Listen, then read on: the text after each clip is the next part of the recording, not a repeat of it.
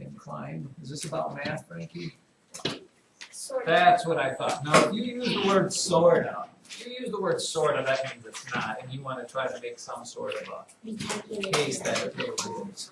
After I'm done talking, when everybody else can be getting done with their homework, then you can ask non-mathematical questions, because then everybody has something to do. Under decimals, children, I think this is, and you will, just like with fractions, you will have scads and lots and lots of notes under decimals, so just get used to that. Today, though, it's pretty simple. Today we're looking at adding decimals. Well, adding and subtracting probably. And with decimals, usually I throw at you a phrase that pays. Because when you add, subtract, multiply, divide decimals, you do different things with them. When you do those operations, you got to come up with some sort of what we in the educational world like to call a mnemonic device. Way for you to remember what to do. And the phrase that you need to write in humongous letters here is this. When you add and subtract decimals, I don't think we've talked about this before, you need to, what is this? You need to line up the decimals. That is with, when we do, oh wait, we have to make this in block letters. Line up the decimals. Do whatever you have to do to decorate that so that you will remember. You will remember that this is what you have to do. Now, in case, God bless you, in case the words line up, I'll give it to you. We're going to shoot some examples actually here. Here is the for example. Let's say you've got this. Example 6.3 plus 9.84. Now let's just step back from that. What you're probably used to doing is this. If I were adding 63 plus 984, usually you write the numbers down, and what do? You do what we call left justify the right side, which means you line them up like that. That is not the case with decimals. What tells you what you need to do is these two things right here, the decimals and the number. When I add those numbers together, what has to happen is this. I start with, it doesn't matter with addition which one you put on top, but I'll put the first one on top. Once I write that 6.3 down, every decimal in the problem has to be lined up with that. So when I write 9.84, it has to go like this, 9.84. And the nice thing about decimals is you can add as many zeros as you want without really changing the decimal. So if this bothers you that there's not something above the 4, you could feel free to put that 0 up there.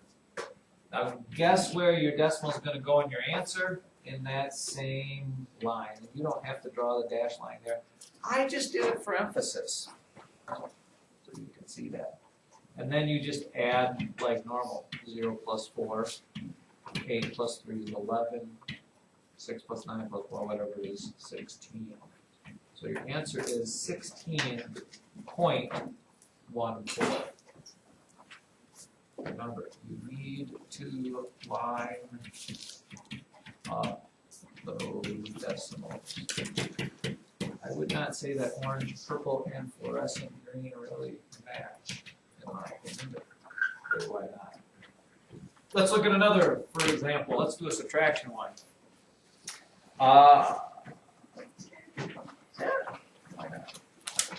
Let's say you have this 3.64 minus 2.53.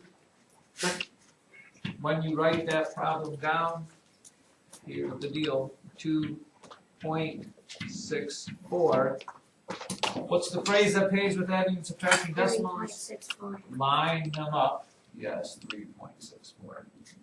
Apparently my 3 looked a lot like a 2 did. What's the phrase that pays you? Line them up. So we just know that every decimal from this point forth will be on that same line. So 2.53 has to go there. And then when you do the subtracting, it's probably a good idea to put your decimal in the answer even before you do the rest of the problem so you don't forget. 3 from 4 is 1, 5 from 6 is 1, 2 from 3 is 1. Wow, how about that? 1.11. Again, you don't necessarily have to do these little dashed lines there. I just do that behind this so you can see it. All right, let me give you one and see if you get the right answer. 6.75 plus, I don't know, 3.8. Add those together for me and see what you get for your answer. 6.75 plus 3.8.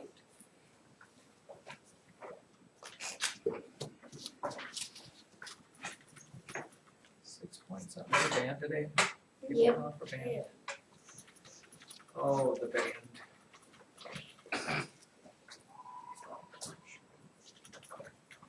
$6.75. 3.8.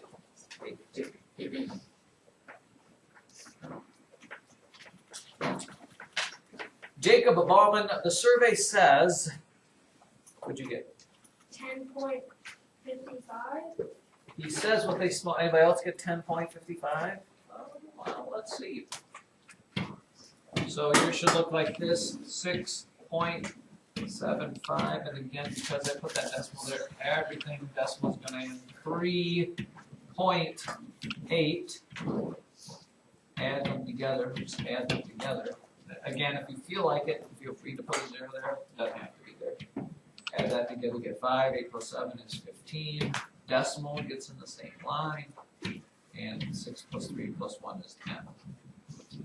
10.55. Stop me there if that doesn't make sense to you or you don't get what it is. It's a pretty simple little procedure.